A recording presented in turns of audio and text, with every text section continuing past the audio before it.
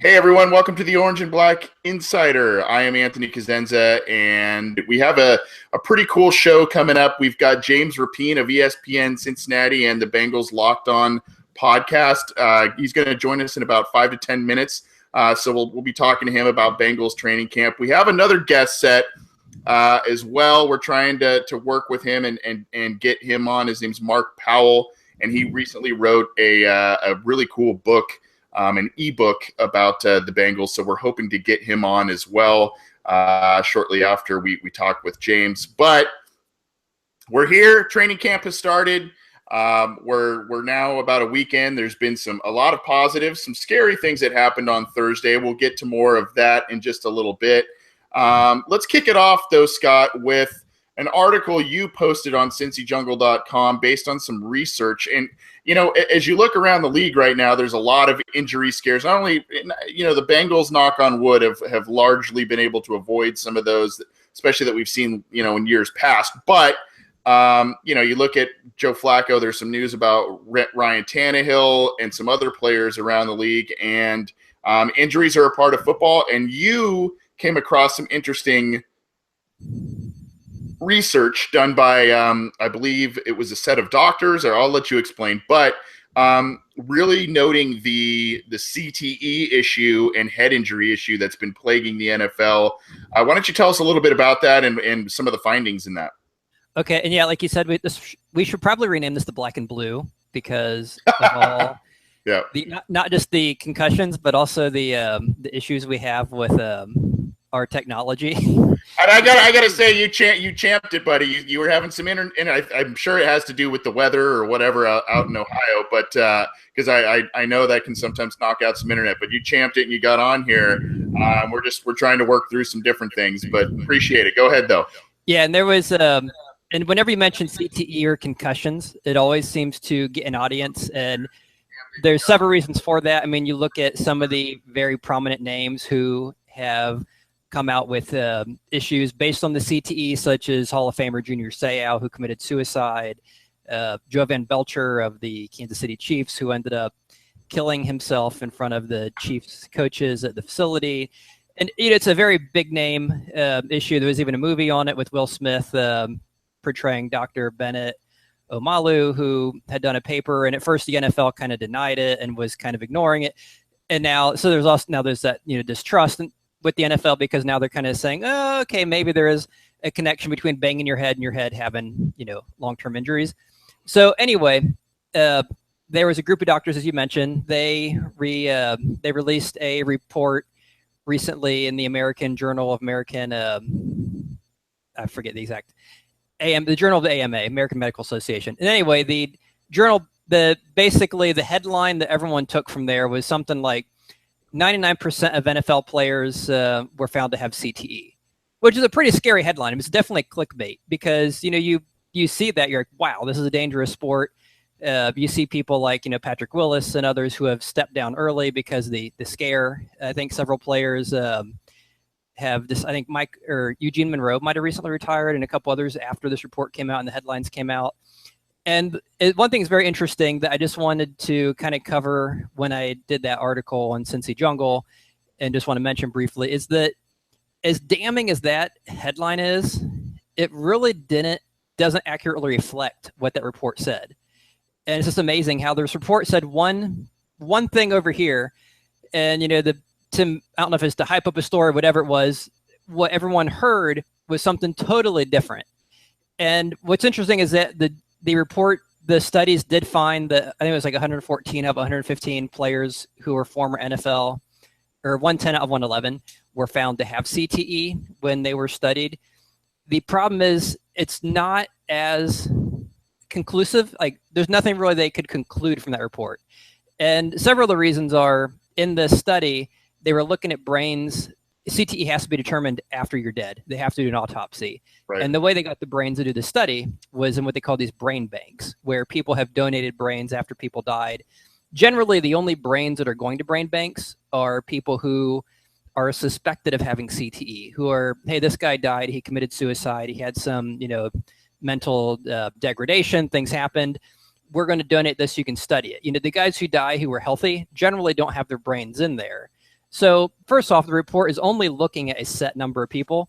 So it's kind of like looking at, looking for, I just mentioned the article, looking for sand on the beach or priests in the Vatican. Obviously, you're going to find them, there's a much higher rate of finding them in that particular genre, that area they're looking for. And then you have some of the other issues where you had smaller numbers in the kids that were studied who had played up to high school and up to college. But the problem was, it's a degenerative disease. So if you die younger, you're not going to have as much time for it to develop. So it doesn't really, conclude, okay, is this an issue because these guys played longer and got the NFL and got the, tar knocked out of them? Or is it because they developed at an earlier age and just had more time for the condition to develop before they were studied? So there's a lot of misleading things in there. There were several, and I'm just going to cut it short because I think our next guest has joined us. So with that, I'm going to go ahead and turn it back to you, Anthony, and maybe we'll touch on that a little more later. Yeah, we can. Obviously, it's a very hot button topic in the NFL, and a lot of people talk about the long-term viability of the league because of all the head injuries that are happening around the league. And what was really interesting in that finding was how certain positions are affected more so than others. And I thought that was kind of an interesting finding all around. And it's alarming. I have a young son, and I obviously want him to play some sports, and football would be one of them. And obviously you kind of hear and see some of this stuff, and it's not. It makes you pause a little bit when it comes time for those. Yeah, it's definitely something where the numbers are really high, but the numbers don't give you any. You can't conclude anything from the numbers, and I think that was the biggest misleading thing. Was the media was trying to conclude things from those numbers, which the report, and even in the conclusions, the doctors even said, it just shows this may lead to that, and there was nothing. They couldn't conclude anything. There were too many variables that were not controlled in the study to really show. But to your point, I mean, I have a young son, and he loves football as much as you can as a 3-year-old. But do I want him doing that? When he's 5 and 10, banging his head, until he's 30 or 40. Right. Yeah. Interesting stuff. And I'm glad you wrote about that, and we can talk about that a little more. But as I mentioned at the top of the show, we do have a special guest. I believe he's with us, and hopefully he can hear us. I can James, hear you. You got awesome. me? Yeah, I got you. James Rapien with ESPN Cincinnati and the Locked On Bengals podcast, another great podcast. And we are so excited to have you with us. We've had a number of good guests over the course of this show, and it's been way too long since we've asked you to be on the show, but we appreciate the time, James. How are you? I'm doing well, man. How are you? Good. I guess today and you were out there at practice at training camp. I saw you had a post practice video that you put up on Twitter and other platforms, but I guess we've already got questions in our live YouTube chat about it. The hot topic, at least for today and right now, is Joe Mixon. Not only how he's been playing in training camp, but he had a little injury. I've been hearing bruised heel. I've been hearing probably minor. Do you have any updates on that? What I saw, because he kind of tweaked it initially, and it was one of those things where you're like, oh, he's limping a little, and he just walked to the side, and then he got back right. It got in there a couple plays later, and I was like, oh, okay. And then you didn't see him again. And then that's when people started to think, uh-oh, and you started to see the Twitter reports. But, yeah, it seemed pretty minor. I mean, when he went back in, he ran a pass route, and he looked every bit as explosive, and he cut on it, planted. So I think it was just a precautionary thing because the Bengals know what they have in Joe Mixon. Probably a Rookie of the Year candidate. I know it's really early, but he's been great in camp, and I think they just wanted to take it easy on him. So speaking of that, I'm probably going to steal my co-host thunder on this one. But he has been, at least, I mean, a number of players have been kind of the talk of camp so far, but he has been quite a bit of the talk of camp, I guess, because not only of his talent, his history, but also how he's looked in the practices. Would you say he is one of the most impressive players you've seen so far while you've been in person at camp? Absolutely. I think he's as great as Gio was and is, and the fact that he was able to recover from that ACL and he's out there doing things that we didn't expect to see this early, Joe Mixon's the best running back they have. I mean, he's the power that he runs with, you could just tell he's bigger than Jeremy Hill and he runs faster than Gio. And he cuts and he makes people miss. And when you're as big as he is and you're making people miss and you run as strong as he does, he's just a special, special back. You can tell the talent is there. Will the offensive line be there? I'm not sure. I know Joe Mixon, he's going to be a good football player.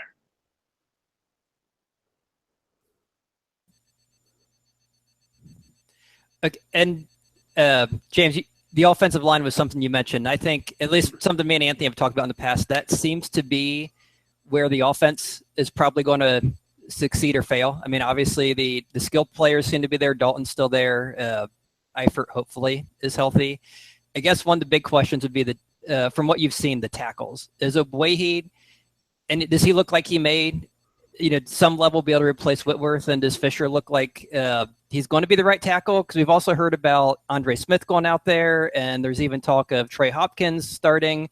So I guess for someone who's been there, what I guess have you seen as far as the tackles go? I would say it's Ogbuehi and Fisher's job to lose either way. So they're going to give them every opportunity to succeed. Fisher put on some weight in the offseason. I think he looks the part. It's really hard. It's really early to tell. They've only worn full pads a couple days. So it'll be interesting to see how it plays out. I hear Cedric Ogbuehi worked out with Jay Glazer. Toughness was a thing for him last year. He just wasn't tough. And if you ask people around him, that's what they'll say. So does MMA training help you get tougher when you're more physical? I mean, maybe not. But I think it comes down to, and I've said it multiple times on ESPN 1530 here in Cincinnati, Paul Alexander is expected to develop these guys, and he's supposed to be this great offensive line coach. So this is one of those times where you have a first-round pick and a second-round pick. They don't need them to be stars. They need them to be serviceable players, and we'll see if they can get it done. Yeah, I totally agree. Go ahead, Scott. I was going to mention, you said Paul Alexander. So I want to bring up a popular whipping boy on our podcast, which is Russell Bodine, now in a contract year. Is he looking any better? I mean, I will say this. It's funny you mentioned him because last year he was probably their worst offensive lineman coming into the year. I mean, this time last year it was, what are they going to do at center? This year he's their second best offensive lineman going into camp behind Russell Bodine, I would say, or behind Clint Bowling rather. So yeah, it's one of those things where I think they know how to use him now. They're not going to put him in position to fail like they might have done in the past, just because they're familiar with him, his strengths and weaknesses. So he's not going to be great this year, but I think he'll be serviceable. And that's what they need from the offensive line, like I said, with Ogbuehi and Fisher. Yeah, I think if you get, average to above average from this group that is expected to be one of the worst, I guess, going into this season, if you get that out of them this year, I think a lot of fans would take that. Now, James, I don't mean to put you on the spot here, but go for it. You have you've been a little bit more openly critical of Andy Dalton than maybe some others. And I do find myself agreeing with quite a lot of what you say with Andy Dalton. Great on Sundays at 1 p.m. Eastern against the Clevelands and the teams you're supposed to beat, but the prime time and all of the issues. Now you see this year with the new talent, the young talent. Do you think that even though he's shown improvement in a lot of critical areas the past 2 years, do you think that now John Ross, Joe Mixon, all of these new guys, do you think that the bar internally has raised for Andy Dalton in terms of expectations? And is he, I don't want to say on the hot seat, but are they kind of now saying, look, we've given you all of these guys. Excuses are starting to run thin. What do you think?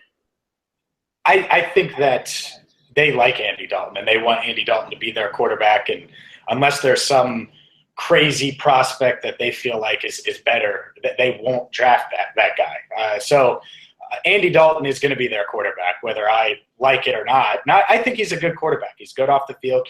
He's average to me. He doesn't do anything great, but he's good. He's good in the locker room. He's good as far as at the line of scrimmage, audibling and all that stuff. He doesn't wow you physically. But as far as these weapons, yeah, Andy Dalton's 29. I don't know if he's had – in fact, I'll say that. He's not had the talent that he has this year around him. Yeah. He might have had close to it. I mean, you like that 2015 team. They couldn't run the ball. I mean, and they had a good offensive line, but Jeremy Hill was struggling that year, and Giovanni Bernard was in and out. So with Joe Mixon added, with a John Ross, potentially he could be your second wide receiver or your fourth wide receiver. Who knows where he ends up? I mean, there's depth all over. I was talking to CJ Uzama earlier today. He was like, yeah, man, you look at this depth chart. He was like, we're 3-4 deep at running back and tight end. Yep. It's 7 deep at receiver. And he's just laughing, and you can tell that the players feel like this could be a special offense. And part of that is because Andy Dalton's a veteran quarterback, 29 years old, in his prime. And he did play – he has played really well, even last year. I think he played well for most of the season. He was bad in the Washington game. That was the game I was really critical of him. But carried them in week 1 against the Jets, even though he got sacked 7 times. And he didn't have anyone to throw to the second half of the season. Brandon LaFell was his go-to guy. Now LaFell could be in that third receiver mix, fourth receiver mix. So he's going to have plenty of weapons. This offense, even with the line, I expect big things from him. There's something you mentioned, the offense, and there's one question that me and Anthony mentioned before, and I'm hoping maybe you have a better answer than we do. Jeff Driscoll versus A.J. McCarron. I assume McCarron's a number 2, Driscoll's a number 3. Haven't seen them play. Does Driscoll look like he's comparable? I mean, is there any reason to keep him on the roster? I think it's interesting because I'm not sure the Bengals last year when they picked up Driscoll, I thought that maybe they were preparing for life without A.J. McCarron. And then the market kind of settled and it cooled off for McCarron. Because a year ago and some change, there were definitely it was a year ago when Sam Bradford went to Minnesota. I'm sure that the Vikings called the Bengals about A.J. McCarron. So the Bengals are probably thinking in the future, kept Jeff Driscoll on the roster to develop him. I've watched him this camp. So far, he looks pretty good. From those that I've talked to within the organization, they think he's really athletic, which he is. He can run really fast. I think he ran a 4.6, 4.7 40 at the combine. I might be wrong on that, so don't quote me. I'm just going off of memory there. But I think Jeff Driscoll, could he be a serviceable backup? Sure. But if you move A.J. McCarron, I'm just throwing it out there. I know it's been thrown around on Twitter today. Then you're in the same boat as a lot of these teams, like a Miami, where if your starting quarterback goes down, you're looking at the free agent market wondering who's there. So I think the Bengals are really comfortable having A.J. McCarron as the backup. I think he's locked into that spot unless something crazy happened where they get blown away by a trade offer. It's just very interesting. You look at the roster depth and how they always preach versatility. Like they like the guys who can do multiple things, special teams. I'm thinking, also like the guy they drafted from Houston this year, who seems to be a returner / safety. Do you think they'd keep 3 quarterbacks again? Yeah. And I did a bad job of answering your question. As far as Driscoll goes, it'll be interesting because they're 7 deep at wide receiver and they're deep at cornerback. So do they keep an extra wide receiver and try to sneak Driscoll onto the practice squad? Do they do that? I think they might consider it because who's more important to your success, Alex Erickson or Jeff Driscoll? Alex Erickson probably is, and it's because he's going to touch the ball every game on punt and kick returns. So now if he's not your best returner, if you decide, oh, well, we're going to put someone else at return, maybe Joe Mixon returns kickoffs and John Ross returns punts, then maybe Alex Erickson is expendable. But at this point, I think they would consider moving on from Jeff Driscoll, but we do know that the Bengals like familiarity, so especially at the quarterback position. So as of now, I would assume he makes it, but we'll see. And we've spent all this time on offense. I do want to throw one defensive question at you, kind of the man crush of, I guess, the preseason or OTAs. Carl Lawson just looked awesome in all the videos we saw, with no pads on, with shorts and T-shirt, just running around guys. Now that they're actually going in pads, now that Ogbuehi is supposedly, as you mentioned, tougher, hopefully has that core strength that was kind of his knock when he was drafted. Is Carl Lawson still looking like that third down pass rusher around the edge that everyone kind of hoped he was during the offseason? It's funny because Marvin mentioned him in his press conference today about how he's going to unleash Lawson at some point. and it's interesting because Marvin never talks like that, but he did, and he seems really high on Carl Lawson. And Rocky Boyman, who played in the league for 8 years, he hosts on 700 WLW. He came to practice today, and he walks up and he says, "Hey, have you seen Carl Lawson?" And I'm like, man, he noticed right away. And usually when someone who's played on defense for that long in the NFL, I just shut up and listen. So I'm buying into the hype, to the Carl Lawson hype, because everyone I've talked to believes in him. I know he worked out with Willie Anderson a lot, both being Auburn guys. So we'll see, but it looks like the future's pretty bright for the fourth-round pick. Talking with James Rapien of ESPN Cincinnati and the Locked On Bengals podcast. Thanks again for joining us tonight, James. Appreciate it. Sticking on the defensive side of the ball, the Bengals were without two of likely their best picks of the 2016 draft, all of last year, in Andrew Billings and William Jackson, even though Billings was, a mid-round pick. But how have those two looked? I know William Jackson had an interception. I think it was on the first day of camp of Andy Dalton. Kind of heard some things about Billings, but how have those two looked, especially now that they're back, they're healthy, we're seeing a little bit more of them?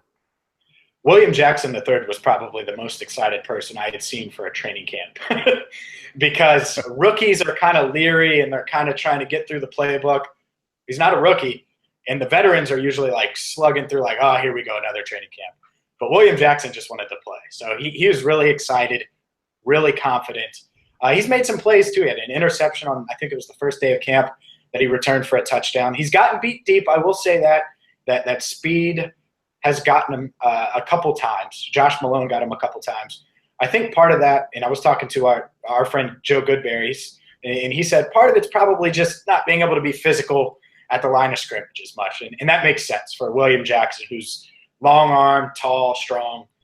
And there's no doubt he could run because he ran a 4.37, I think, at the combine or something like that. So William Jackson, he's not going to be expected to contribute a ton, I don't think, on this team, partially because of how much depth they have at corner. But he'll compete probably with Darqueze Dennard for that fourth spot. And we'll see if Josh Shaw is the nickel. If they keep having injuries at safety, I think they'll move Josh Shaw to safety because he's certainly versatile enough to do that. And that would open it up for Dennard to play that nickel spot. But right now, I think William Jackson III, it's a rich person's problem or rich people problems to have him coming off the bench essentially as the fourth or fifth corner. As far as Andrew Billings, I think he's going to play a bigger role. And he's probably battling for a starting job. I think he should probably start. He's really confident, fully healthy. He said he was fully healthy right after the season in late January. He finished his rehab. So I expect big things from him. He's all systems go, and I think he's going to be a big difference just because of the difference in athleticism from an older Domata Peko to Andrew Billings now getting those snaps. James, in our live YouTube chat, we got a question from one of our listeners that they wanted to ask you. And when we have guests on, we like to have them interact with you. He writes, I think it's he, because it's Mr. Sinister is the person's name. So, James, who of the defensive rookies, and in parentheses, you can include William Jackson III and Billings if you would like, do you think will have the biggest impact? So you just talked about Jackson, you talked about Billings, you talked about Lawson. Obviously, there's Jordan Willis in there, maybe even a Jordan Evans. I mean, there's some guys to choose from there. Who do you think of that group? I would say Andrew Billings, thinking about it, because Carl Lawson will be used. He'll be used in situations, situationally, I think. But Billings is going to be out there, probably get the most snaps, be relied upon a lot to stop the run. He'll be in there first and second down, I would say for sure. Maybe they'll move someone else there for third down on pass rushing downs. But if you're telling me Lawson, Billings, who's going to have the biggest impact, I lean Billings, partially because how much he's going to play. But I'm high on both. I think both are going to really give this defensive line a boost. And both are really going to help each other because Lawson's going to be coming around the edge and Billings right up the middle. I think it's a great problem or a great thing that the Bengals have with two young guys to kind of bolster the pass rush that they've needed for quite some time.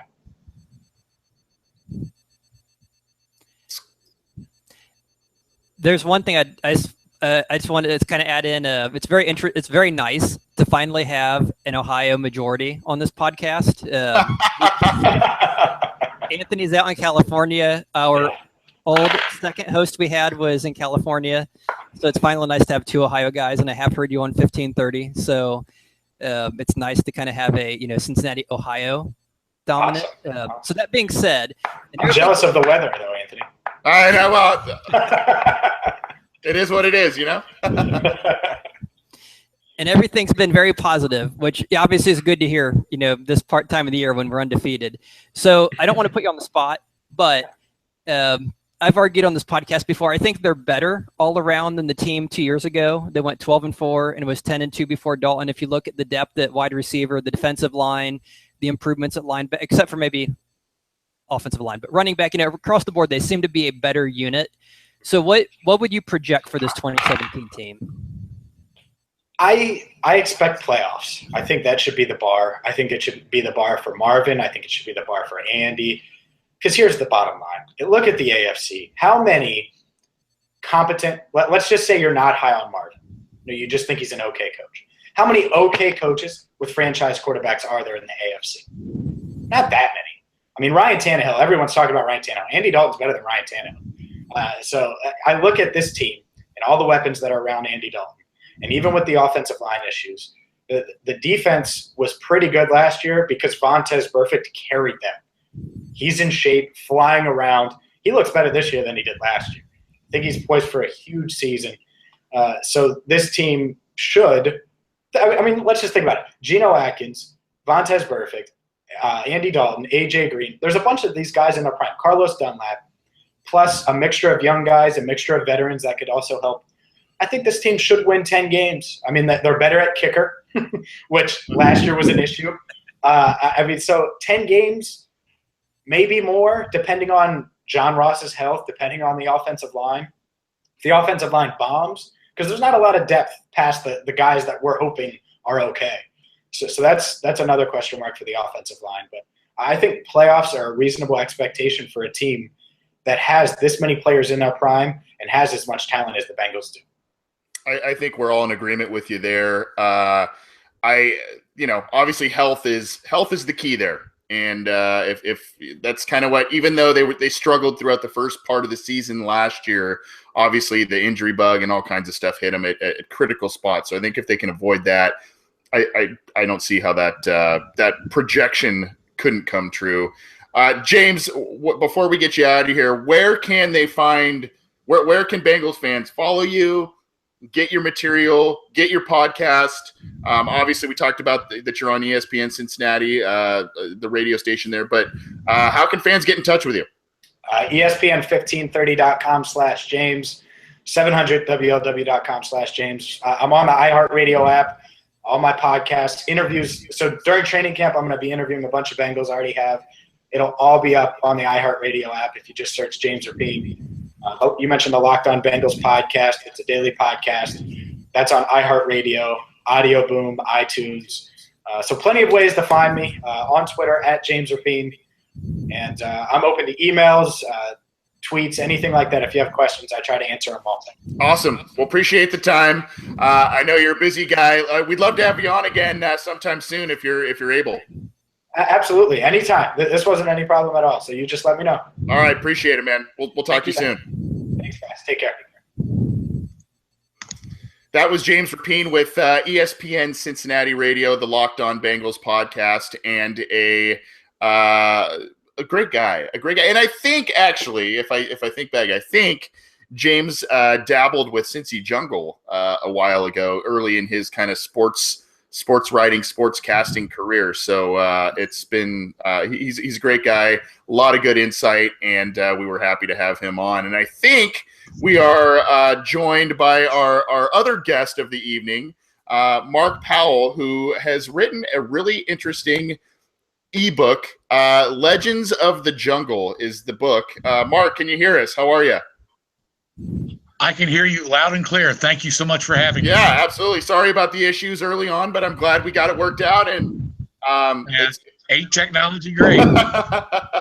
Well, before we kind of dive into the book, because I downloaded it. Thank you. It's really cool, really interesting. It's very well written. I really like the bridge. I like the bridge of a tone of Bengals fan / professional writing. I thought it was really, really entertaining to read. But for Bengals fans who maybe haven't checked out your book and don't know your background, maybe give a little background on who you are, why you wrote this book, and maybe what made you become a Bengals fan. Well, I became a Bengals fan because of default. I was born and raised in Louisville, and back in the early 70s, you only had one game a week on Sunday afternoons, and the Bengals were the Louisville local market. Then the family moved here in 75, and my dad became a season ticket holder in 83 or 84, and then once he moved, I took him over. So that's been the case. But I got the idea behind the book is what I wrote in the introduction. Was watching the 2014 playoffs. Week before, we had been eliminated by the Colts because we didn't have anybody to play. Everybody was hurt. And during one of the commercial breaks, they showed the New England Patriots Hall of Fame. And I'm like, well. And then the next game was the Seattle Seahawks. They showed their Hall of Fame. And I'm like, they came in the league after us. So that spurred it on. And one thing led to another. Finally decided, okay, if I'm passionate about this, then put up or shut up. So I started putting paper to pen and doing all the research. And after about a year and a half, it finally came to fruition. That's awesome. Yeah. And I think, this is a really cool book that you put together, because I think this is really echoing and channeling a lot of Bengals fans' thoughts and really, I mean, they desire this type of thing, this type of honoring system by the team for their past players. I think what they did this offseason in talking about the top 50, the top 50 historical players and whatnot was a good step in that direction. But it is a shame that they don't do more, and maybe that'll change down the road. But before we kind of talk a little bit more of the intricacies of your book, did you have a look at how the voting played out for the Bengals top 50? And if so, we talked about this on a couple of episodes ago. My co-host Scott Schultze and I did. Maybe talk about some snubs, some surprises, some of those people that made the list that you think was kind of like, wow, either, I didn't think they deserved to make it, or they were higher than I thought, lower than I thought. Right. I took a look at it pretty extensively, and a lot of people who have bought the book came and then immediately came to me and go, what do you think? What do you think? What do you think? So I've taken a look at it pretty hard. I think it's a pretty good list. If I gave it a grade, I'd give it a B. But I looked at it, and I had 6 people that I thought that they missed and 6 people I would have taken out. Okay. And the 6 I thought they should have included were Chip Myers, James Francis, Bobby Williams, Darnay Scott, Tony McGee, and Vern Holland. And then the 6 I would have taken out, Greg Cook. I really don't understand that one. I really don't. My co-host is laughing because he had a qualm with that one too, right, Scott? I mean, yeah, that was my biggest complaint. If you're gonna put somebody in that played 12 games, then put in Klingler. I mean, I had an issue with that. I had an issue with the Coy Bacon one. I just didn't think he played here long enough. I mean, it was only 2 seasons. They were very good seasons. I get that, but I just was not a big fan of that many years. I think Pelfrey, we already got a kicker and a punter in the 50. You don't need any more than one kicker, one punter. And then I didn't agree with Stanford Jennings, Eric Thomas, and Solomon Wilcott. So if I was going to add those 6, then obviously I had to take 6 out, and those were the 6 I would have taken out. Now, just for the sake of let's talk about your book here again. The book this is Mark Powell, the author of Legends of the Jungle, and he talks about It's introducing the initial candidates for a possible Bengals Hall of Fame. Really entertaining read. It's via ebook, so if you're not the guy that goes to Barnes and Noble and wants to go buy a paperback, you can do it digitally. Now, talk about how long this kind of process took. I mean, the amount of research you put in it. There are names on there. I mean, I'm in my mid 30s, and there were names on there. I see Leo Barker. I'm going, oh my gosh, that's a name I haven't heard in a long time. The one that gets the most is Howard Fest. Okay, like, who is he? But it, like I said, it started in the winter of 2014, and what I did was I looked at all of the NFL teams who came into the league in and around the same time as the Bengals did, and those who had a Hall of Fame. I took out coaches and announcers. I didn't want to go down that road. I just wanted to go straight with players. And so I took a look at all the players they had in their Halls of Fame and essentially averaged out how long each of them were with that franchise. And when you put it all together, the average tenure that these individuals had was 8 years. So that was my first, if you want to say, cut line, was that they had to be with the Bengals for 8 seasons. And in those 8 seasons, they had to be a primary starter 6 of those 8 seasons. So I wasn't going to put Brad St. Louis in as the long snapper, even though he was been there more than eight seasons. And so that's where I got made the initial cut, came down with the list that I've got now, and then just started doing all the research. And there's a lot out there. And again, trying to find a little bit of a nugget or a theme for each player. For instance, with Vernon Holland being the sharp dressed man, that he wore the suit and brought a briefcase to work every day. So anything that I could make a little buy-in for each character, that's kind of how I put it all together. And that's where I came up with the list of who's included. I would probably say, in retrospect, I probably wish I could have put Corey Dillon and Darnay Scott in it. They were 7 seasons, so they just missed the cut. But as much as I'd like to make an exception, I stuck to my guns and said you had to be here 8 seasons, and they unfortunately didn't make the cut. Question I have, you mentioned, and it obviously was a lot of work, as you mentioned, starting a few years ago, doing all the research, doing all the writing, putting everything together, finally getting this book done. And I assume that's just part of the work, because then it's a matter of, okay, I've got this thing written, but I just have it here. How do I get it out? Can you maybe walk through the process of, obviously, like trying to find a publisher versus deciding to self-publish? And I know there's literary agents versus, I'm sure there was a lot of effort in trying to figure out how am I actually going to get this, creation of mine out to the public. Yeah, I did a lot of research. I thought about doing it when you say self-publishing on my own, and I looked at I'd put enough work into it at that point. I didn't want to have to do any more.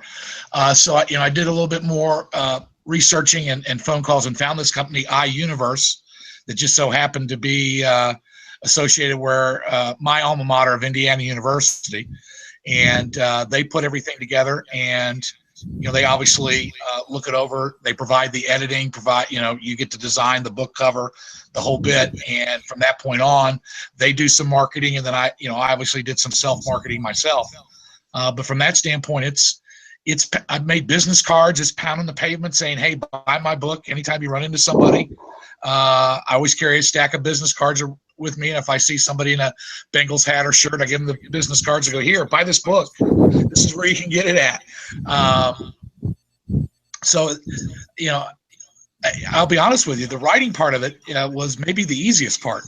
Okay. To be honest with you, because it was 90 to 120 days after I had completed the final draft that it finally was in book form.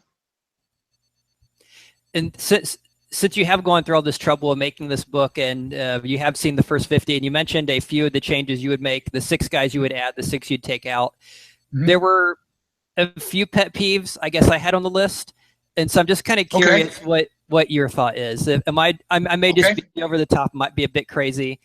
You mentioned Greg Cook, so I'll skip that one. That was one of my biggest beefs. Okay. And you mentioned the kick. I guess this one's like a kicker in general question. Right. For me, Shane Graham, not off the, or I guess off the list, and Pelfrey on it, and Jim Breach 5th overall. I'll lump those as one. Okay. I don't agree with Breach 5th overall. Okay. I assume too high? Not yes. too low? Okay. No. Way too high. In fact, I don't even have Breach in the top 10. Now, in fact, if to go to that with the top 10, I would take Breach out, and I would take David Fulcher out, and I would add Ken Riley and Bob Johnson into the top 10. I keep Breach in the top. I keep Breach in the top 20. I wouldn't keep Fulcher in the top 20. I'll be real honest with you. That's just again my personal opinion. But I'm with if you're absolutely desiring to have another kicker on that list, which I don't think you need, then yes, I agree 100% with you. I would put Shane Graham over Doug Pelfrey. But my opinion is you got one kicker and one punter in the top 50. If it's like an NFL roster, hardly anybody carries more than 2 kickers around anymore. So I don't think the list needs any more than 2 kickers. When there's I have to agree. I was very surprised Breach was that high. And a guy who's never made a Pro Bowl, never made an All-Pro, to say he's your 5th best overall player. Just right. I mean, and again, I get the fact that he's still the all-time leading scorer, and he was in both Super Bowls, and there's probably a chance had they somehow or another won that Super Bowl 23, he could have been the MVP. I get it. But, I think one of the things that I would be interested in seeing with this list is that it was 50% fan vote and 50% media vote. And I would like to see what that breakdown was. Who were the media's top 50 and who were the fans' top 50? And I think, for instance, Stanford Jennings, my opinion solely is he's on this list because of the kickoff return in the Super Bowl. Great moment. Maybe one of the top 5 moments in Bengals history. But does that make him a top 50 player? When you look at his stats, I don't think it does. There's one last question I want to throw at you. Some guys who are on the list, but I guess in my opinion, maybe they had the rankings flipped. So I guess okay. I'll see which one you would consider the worst error or whatever. Transgression. Yeah. And the first one, so the one, I guess the first one that kind of struck me as odd was Max Montoya ranked ahead of Willie Anderson. And the other one was Ickey Woods, who really only had 1 year of any production, ahead of Pete Johnson. And granted, some voters may not know who Pete Johnson is, but those were the two that just kind of struck me, that where I agree they can all be on the list, but just the order just seemed off. Right. I agree with you 100%. I certainly would put Willie Anderson ahead of Max Montoya, and certainly put Pete Johnson ahead of Ickey Woods. And Pete Johnson is another one of those players that missed that 8-season cutoff, and really was, would have made a pretty good case of being in that Ring of Honor. I agree with you 100%. I'll add one more that I just don't get, and that's how you put Dave Lapham ahead of Bob Johnson. Yeah, that was the one I had a problem with. Yeah. God love Dave on the broadcast, and it's fun for him to listen to, and he's very insightful as an analyst. But there is no way, and I think he'll tell you himself there's no way he should be ranked ahead of Bob Johnson. But yeah, yours with Willie Anderson over Montoya, 100% agree, and certainly agree with the Pete Johnson over Ickey Woods. In fact, Ickey Woods probably would be my number 50. I mean, I think he's on that borderline. I think you could make a case, another couple people. You could put like Reggie Kelly, maybe even over Ickey Woods, because you did the research and you found out that those players on that team that he was on with the 2005 through 2009, they claim he was the glue to that locker room, and I don't think that can be dismissed when you're putting together who the great players are. So 100% agree with you. Yeah, and there are other players, that you look at, you go, especially in that early Marvin era when he turned things around. You look at Eric Steinbach, you look at a guy, Levi Jones, who really became an alternate Pro Bowl alternate type of caliber of player. Again, we're talking with Mark Powell, who is the author of Legends of the Jungle, introducing the initial candidates for a possible Bengals Hall of Fame. Really cool read. And it's not, it's very cool, very well done, very well researched. It's, it's not somebody just putting pen to paper. There's 300 pages of awesome stuff, a lot of high quality research. I want to get your thoughts though, Mark, on, before we get you out of here, I want to get your thoughts on some of those players in the 1990s. You mentioned some of them. You mentioned Darnay Scott. You mentioned and I thought Darnay Scott was a pretty good football player. I mean, yeah, he was a little bit of a one-trick pony at times, but he was a productive player in a very, very poor era. You mentioned James Francis, kind of the same thing. How much do you think to just that losing decade, that decade of just awful football? How much do you think? How much do you think that really weighed on, whether it's the fan vote, the media vote, what have you? How much do you think that really hurt some of those really good players, the Tony McGee's, the Darnay Scotts, a lot of others that were pretty good players for this team that seemed to be? I mean, heck, even Carl Pickens was like in the early 20s, the mid 20s, and I think he was. Carl Pickens was actually 26th. That was criminal to me. I thought that was. Yeah, I agree.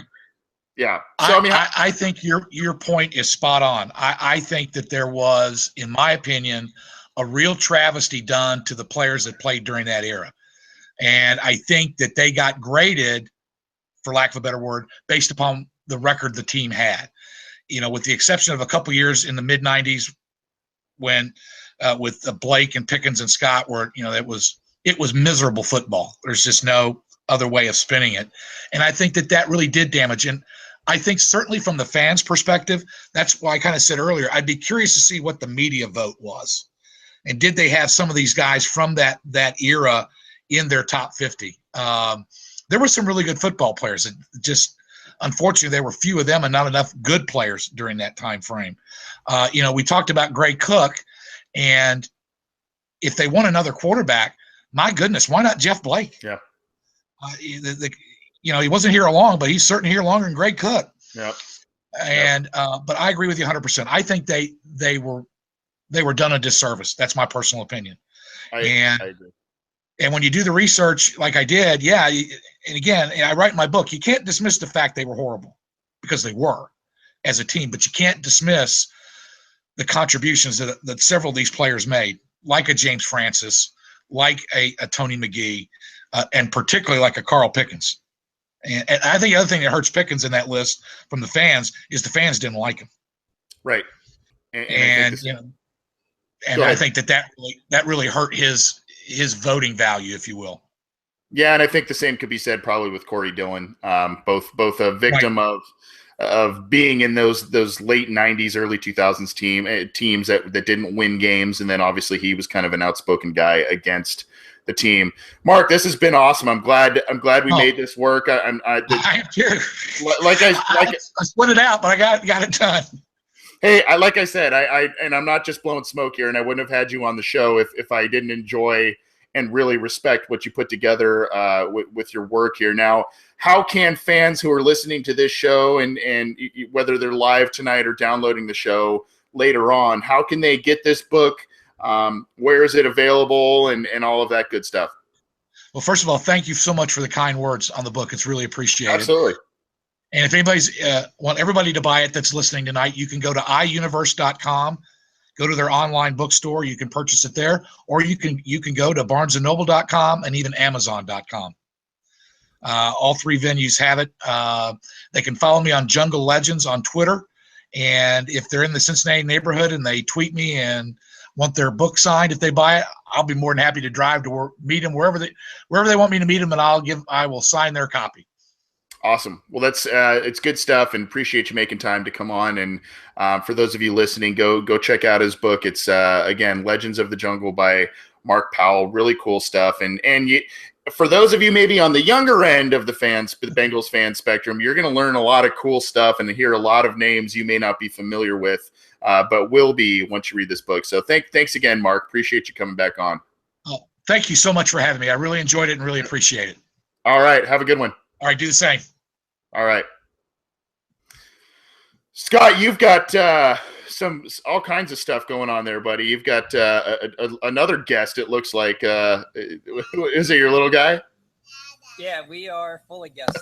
So, yeah, we are full of guests today. We had a radio. We had a author who wrote about the Bengals first 50, and now we have one of our younger Bengals fans. That's right. That's right. Well, now you've had a chance to at least glance at his book, right? Not yet. Okay. It's very cool. I wasn't just blowing smoke. It's very cool and very well put together, I think. And I'm glad he was able to join us. We were having a little trouble getting him on early, but I'm glad he was able to join us. And for all of you again, go check out his book. It's cool. It's cool. I think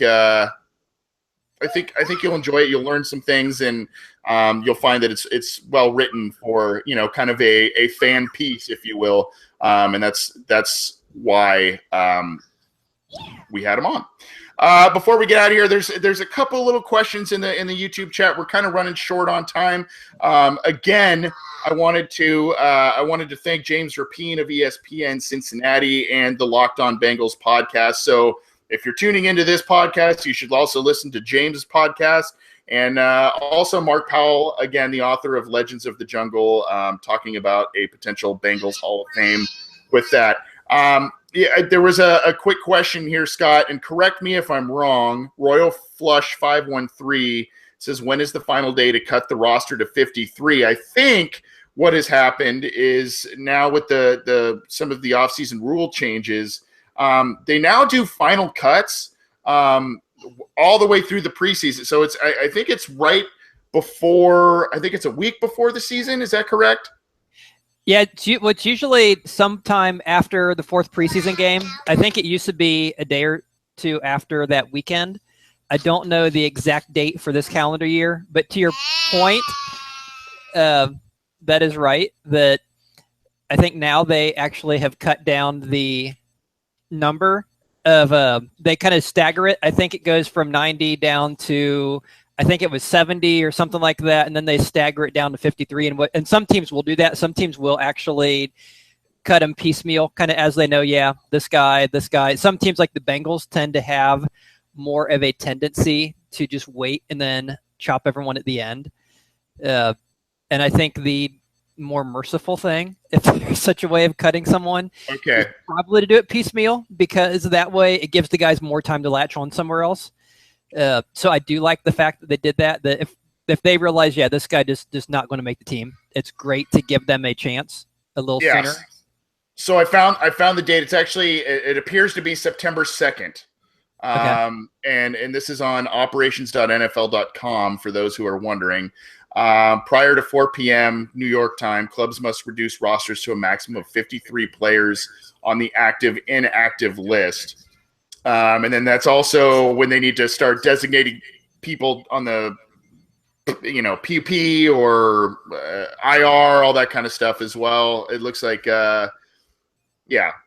same day as well. And then obviously what happens after that, as we all know, as players get cut and all of that, there are teams that kind of scour the waiver wire and do all of that. Obviously, we've got another question. What is going on with Michael Johnson? Have you had a chance to look at an update? I know he practiced Thursday. Have you heard much on Michael Johnson, Scott? The most I can tell is he's hurt, but it doesn't seem to be serious. The fact he's a starting veteran, it doesn't concern me at all, because I think teams these days, with injuries and how much they're paying the guys and wanting them on the field, it's very common for them to, sit the veterans if there's, and even if in preseason, if there's any sort of tweak or anything, you'll see a guy, sit for a week or more that in the regular season would probably be out there. And it's just a very precautionary thing. It just looks like that. This guy's a veteran. He really doesn't need a whole lot of practice. We know what we're getting from him. Being out there grinding in the heat when he's kind of tweaked isn't really going to improve anything. So we're just going to keep him on the sideline. When they probably get closer to preseason game number 3, that's when they'll probably start ramping him up slowly, get him out there for a series or two. And then even as Mark was saying, if they're looking at putting Lawson in a whole bunch to replace him, he really doesn't need to be playing that much, because for the role he has is that, that solid run stopper on the right side. He's not someone that you really, that's something he's been doing for years. It's something he can do. And it just looks to be more of a precautionary thing, kind of like with Iloka. I think they said 3 to 4 weeks with him, and I think that's a similar thing. If we were in like week 10, I don't think I'd be 3 or 4 weeks. I think it'd be a week, maybe 2. But he's a veteran. He's experienced as a starter. There's no reason to be rushing him back either. Yeah, and I don't want to say it wasn't serious because he missed a full week of training camp practices, but he's returning to practice. He returned to practice for Thursday, and I think he's good to go ahead. Obviously some fans are a little sour on him because of a lack of his showing on the stat sheet. But personally speaking, I think he brings a little more than the stat sheet, and I guess that's kind of the Robert Gathers argument, unfortunately. But I do think he brings more than just the stat sheet, and I do think he is a guy that you want to hang on at least for this year, bridge that gap with some of those young guys. Scott, we'll get out of here in just a moment. We had a question. I believe it was, so there's some talk in the chat room about Cedric Pierman being cut. And obviously, you bring in Joe Mixon. They're going to keep Jeremy Hill. They're going to keep Gio Bernard. And those are 3 second-round draft picks on running backs. And then they bring back Pierman, who has been a special teams guy, a spot fill-in guy, mostly in the early years of Andy Dalton's career. So hasn't really had significant carries, but a guy that has made the Pro Bowl as a special teamer. The question that was posed, interestingly enough, was who would be the special teams captain, or who would be the guy that you would look at on the special teams unit and say, this is our guy? Because now you're potentially looking at a rookie kicker, right? You've got maybe, you've got maybe some draft picks over the past couple of years who are a little bit lower on the depth chart, whether it's cornerback, wide receiver, what have you, that are doing gunning duties and that sort of thing. And Pierman is a very good special teams player. Who do you look at that point? I think for me, granted, I don't get a vote on this. Right. There are some democracies that are a little smaller than others. This is one apparently the Constitution doesn't give me a vote in. That being said, I would guess someone like Vinny Ray, because if you're looking at Minter and Perfect as your starters, and there's a lot of talk about, they're a team that tends to run nickel more often than other teams, so they may only be using 2 at times. And then also Nick Vigil is someone they seem to be high on. So I'm thinking those are your top 2 or 3 in some order, which means that Vinny Ray is probably on the outside looking. He's probably your 4th linebacker, which means he's probably going to get a lot more time on special teams, kind of where he'd, I guess, cut his teeth, as you would say, before he became a starter. So he's someone I could see, the experienced guy, the veteran, the leader, a guy who's been dependable, a guy who has played on defense as well as special teams. So I just pulling a name out, he's the one that seems the most likely to me. That's a great call. I'm going to cop out here, Scott, because I don't know, but I'm going to agree with James Napke in our live YouTube chat. And simply put, Cedric Pierman won't be cut. And I don't see it. They've got some other undrafted rookie running backs and things, exciting guys like that on the roster. But if Marvin Lewis, he favors his guys, and he's always been a guy that, hey, if you're going to make this team, either you're an outstanding skill position player that we can't live without, or you're going to be a guy that can do some things on special teams. whether it's coverage, punt coverage, kick coverage. He values guys that do that, and Pierman does a lot of that dirty work. As I mentioned, made a Pro Bowl. I don't see him going anywhere, and if he does, they better find someone that can do some special teams work nearly as well as he has been able to do with the Bengals over his career. Scott, this has been a fun episode, man.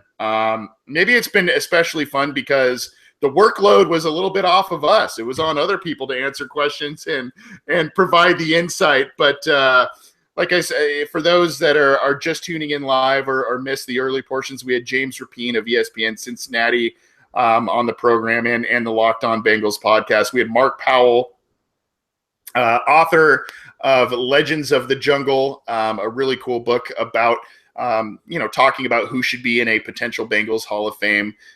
Really cool stuff. I had a lot of fun, Scott. I don't know about you. Yeah, I enjoyed it, and we had it was also kind of cool that Ohio dominated 4-1. I think he's from Ohio. I know Mark Rapien. He said Louisville, I think, is where he's. Although I thought he said moved to Cincinnati. Okay, maybe he did. Okay. So my son jumped on briefly after his bath. Yep. So so it was kind of nice that, hey, this Ohio team, let's get some. Now that being said, I did love the post tweet they had a year ago, kind of where people clicked on where they were from on the world just to see how global Bengal fandom is and international. So it is. I mean, it is. I think it opened a lot of people's eyes that, hey, this is more than just a regional team. There's a lot of fans, in Ireland and the UK and Europe and California and all sorts of places. So it was a lot of fun having some guests on, and I'm kind of secretly hoping now. There's some people who are injured. Maybe Michael Johnson, George Iloka. If you want to work on getting them on next week, Joe Mixon. They might have some time off. You're right. And again, for those, there's a lot of people worried about Joe Mixon. It sounds like it's a minor thing. And if you listen to James earlier in the program, it sounds like a minor foot/ankle injury. Shouldn't be a big deal. Sounds pretty precautionary, which is fine. I do love the segue you provided for me, though, talking about where Bengals fans are, where listeners of this program are. We got a comment close to a week ago from Ethan Cullambell on one of our videos saying, "Hi guys, love your content. I'm from the UK and have no ties to Cincinnati, yet somehow I ended up supporting them and I do not regret it. I love this team." So really cool, not only that Ethan tunes into this show, but is also a Bengals fan from the UK. Super cool. And Ethan, we appreciate your tuning into this program, downloading the program, and hopefully you continue to do so. Usually I plug this multiple times throughout the show, and I haven't been able to because we've had a jam-packed show with guests and analysis and all kinds of stuff. But you can get this show on cincyjungle.com. We splice it up sometimes into posts, as well as the entire program that's on cincyjungle.com. We're on iTunes. We are on SoundCloud. You can get our stuff all over the place. You can get in touch with the show on Twitter at BengalsOBI. You can get in touch with us via email, theobinsider@gmail.com. You can also get our content at YouTube as you guys tune in live every week.